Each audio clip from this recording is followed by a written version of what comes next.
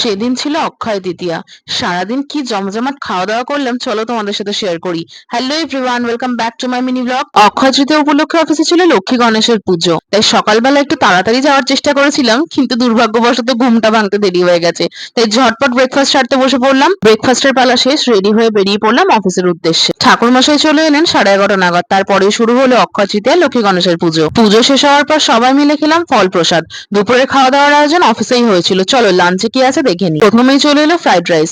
কাজু বাদাম কিশমিশ গাজর বিনস দিয়ে বানানো এই ফ্রাইড রাইস খেতে কিন্তু আমার ভীষণ ভালো লাগে। সাথে যদি থাকে ঝাল ঝাল কাশ্মীরি আলুর দম।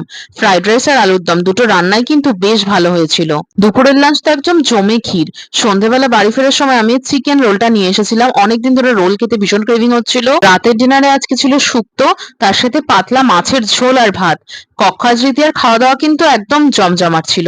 তোমরা কেমন এনজয় করলে অবশ্যই ভিডিওর মাধ্যমে জানাও, ভালো লাগলে লাইক করে দিও।